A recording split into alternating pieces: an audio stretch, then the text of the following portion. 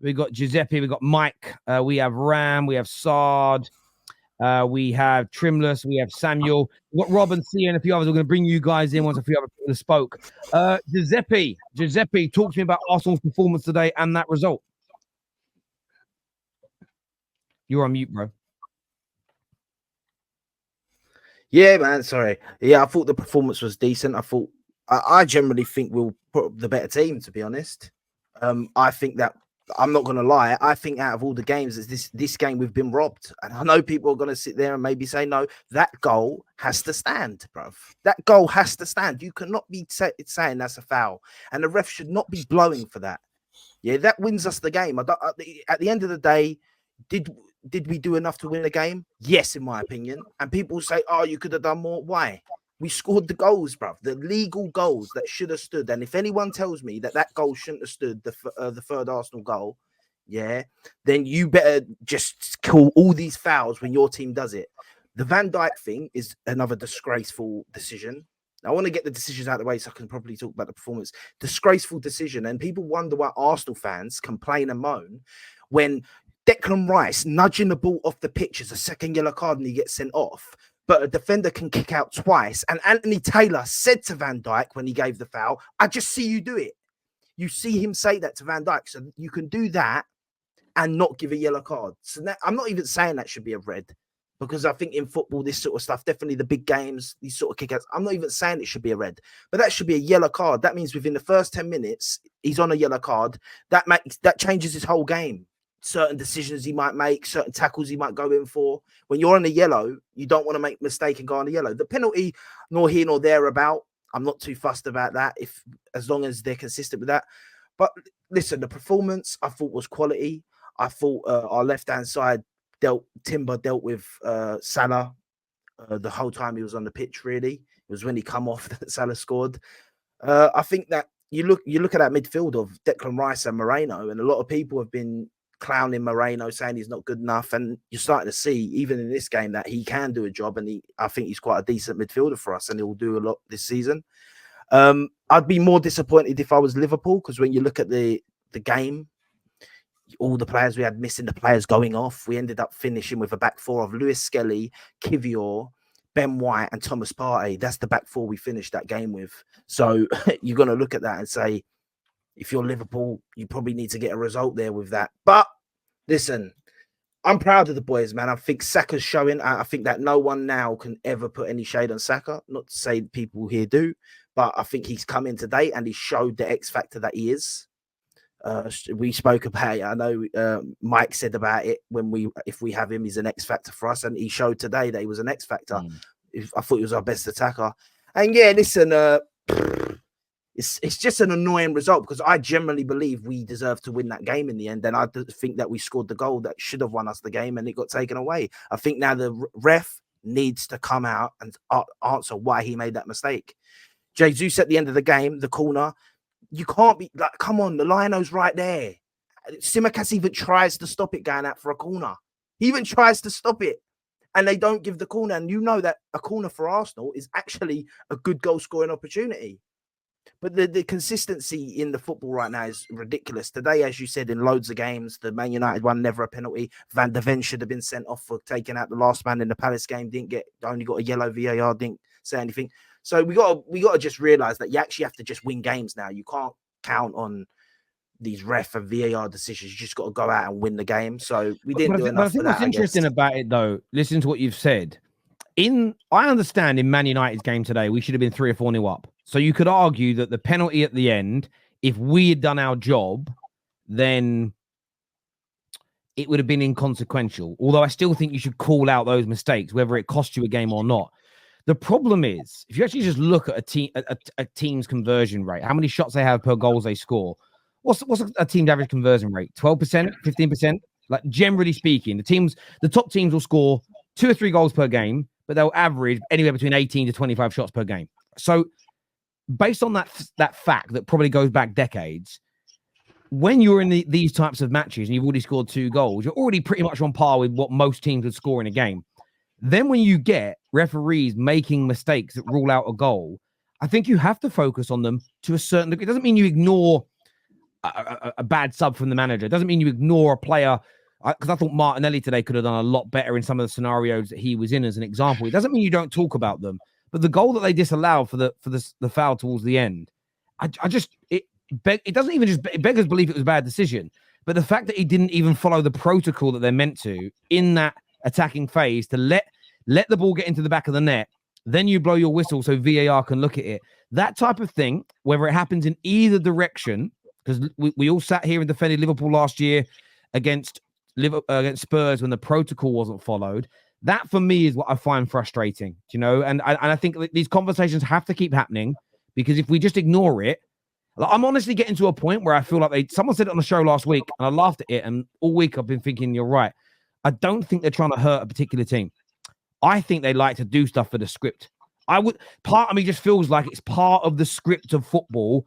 And by the way, this week, Liverpool fans will defend it because they'll feel like they're being attacked through it. Next week, it'll be you, man, who have something go against you that shouldn't have happened, and you'll be feeling the exact same way.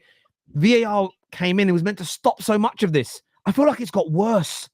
It's got worse. We're the only sport that's introduced video technology, and the decision-making's become more inconsistent. I will say this a lot, Terry, is that when it happens to rivals, it's the tribalism that kills it. Because I remember last season where when Arsenal came to Anfield, Odegaard handballed the ball. That should have been a penalty. People were saying, "Oh, it's not a penalty. This, that, and that." It was a clear penalty.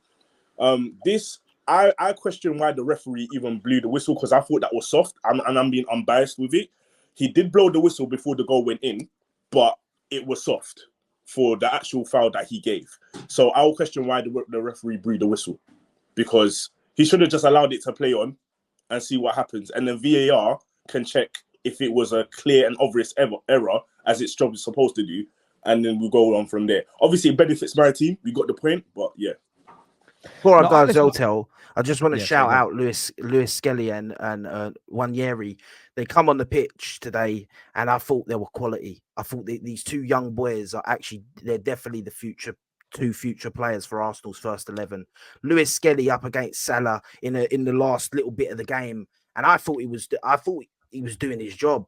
I think the goal was it weren't really his fault. I thought the way he was calm on the ball, and Wanyeri as well, lighting it up. I think Wanyeri has to start next game, to be honest, in that 10 position. But yeah, I just wanted to shout at them before I have to go. Yeah, I know you've got to shoot, mate. Yeah, I thought they both did well when they came on. There's no doubt about it. Mike, from a Liverpool point of view, what's your take on what Giuseppe has said here? Do you think Arsenal deserved to win? Do you think a draw was the right result? And how do you view this from a Liverpool perspective? I mean, overall, I feel like if I'm an Arsenal fan, it feels more like a loss than it does a draw. And if I'm a Liverpool fan, it feels more like a win than a draw. And the reason why I say that is because of how poor Liverpool was in that first half. At every opportunity that we had the ball, we kicked it long. We played a 50-50 to either Mo Salah or Luis Diaz, who are not going to out physical the men who are much bigger than them, because in my opinion, you get the winger ball to feet, not ball to head, especially if it's Luis Diaz and Mo Salah. We consistently gave away possession. Right. And then Arsenal were attacking us, but I thought that they could have done better with their attack. I thought, to be honest with you, in the first half, it should have been 2-1. It should have been maybe 3-1 based on the amount of possession that they had. Now, obviously, statistically speaking, in terms of our goal scoring, touches in the opposing box, shots on goal, I mean, it was nearly inseparable for what we actually produced. But I felt like Arsenal had more control of the game overall, especially in the first half. I thought that Liverpool got it completely wrong, tactically speaking, from how we built up. I have to credit Arsenal with their press. They were making it uncomfortable, but at the same time, you're Liverpool, and I don't think that we have the lack of quality to play hoofball FC against this Arsenal team. Ultimately, the biggest changes for us was when we decided to take Luis Diaz off the pitch, when we decided to bring Szoboszlai onto the pitch. All of a sudden, our press got a little bit better. When it comes to the refereeing decisions, anything subjective at this point, I'm over it. Like I don't want to talk about it. If it's over a foul, I don't care. The only thing I would say is that the fact that we don't have a semi-automated offside is absurd. I'm not saying that the goal was offside, but parallax error is a real thing, and the angle is not directly on the line, right? So if you have if you have a semi-automated system, without a doubt, it's onside, which it very well could have been. I think it was like, a millimeter thing. But the fact that we don't have that is crazy. And that's the only complaint that I have when it comes to the refs, because everything else is subjective. And I don't think that there can be consistency, because I don't think that the letter of the law is written in a way to produce consistency. Everything is left to the referee's discretion. Was Arsenal robbed at certain points? I'm not going to argue against that. If that's how you feel, that's how you feel. But it's a subjective decision. And ultimately, outside of those decisions, I feel like Arsenal had enough control of the game, especially in the first half, where they should have done more. They should have scored more outside of these refereeing decisions. They should have put this game to bed, right? Trent Alexander-Arnold was horrendous offensively. The one good pass he makes, he lets in Darwin Núñez, and Darwin Núñez plays a great pass to Mohamed Salah on a fast break, which is pretty much our only fast break of the entire game, right? Arsenal were the more controlling team. There is no doubt about that. Arsenal were the better team. There is no doubt about that. We played exceptionally poorly. Tactically, we were awful. And ultimately, we were away from home. And this is Arsenal's ground. And Arsenal finished above us last season. So you can sit there and you can say robbed, but you should have done more with the opportunities that we gave you, because we proved that we couldn't deal with your press, or at least we weren't willing to deal with your press. So we're just going to play hoofball. Can I ask you a question, Mike? Do you feel that you were poor in those phases you mentioned because you were just poor? Or was it because of how good Arsenal were? How do you personally perceive that? To me, again, it's a combination. Like I said, I think that Arsenal pressed great. I said, on Hussam's show that I thought that Arsenal were going to press good. And we have proven to not deal with presses the way that we have in the past, right? Especially Curtis Jones. But I don't even think that he was poor today, right? I think that if anything, Gravenberch was a little bit of a ghost in spells, and so was McAllister. But Curtis Jones was actually decent. But ultimately, when you have the ball and you consistently give it back to Kelleher, and instead of trying to build up the other way, you just decide to go long, or Virgil decides to go long, it becomes repetitive, and you're doing the same thing over and over. As a team, you have to try to do something else. Come closer to the ball. Show to the ball. I mean, the amount of times that there was 40 yards of space between our last defender who had the ball and the nearest Liverpool player is insane. Like, if the press is overwhelming, then compact your team. Come closer. Stop trying to spread the game. Ping some passes together, and then all of a sudden you can create an opportunity going upfield. But Arsenal didn't have a tremendous amount of odd man rushes, if any, at all. And Bukayo Saka, like I said, X factor. He makes an unbelievable cut in. I think Robertson should have done better in terms of, bro, just give him the outside. Like, don't bite, because if you bite, then he cuts in on his strong foot. If you don't bite, he has to hit it with his weak foot. And if he scores with his weak foot, I'm going to hold it and say, you know what?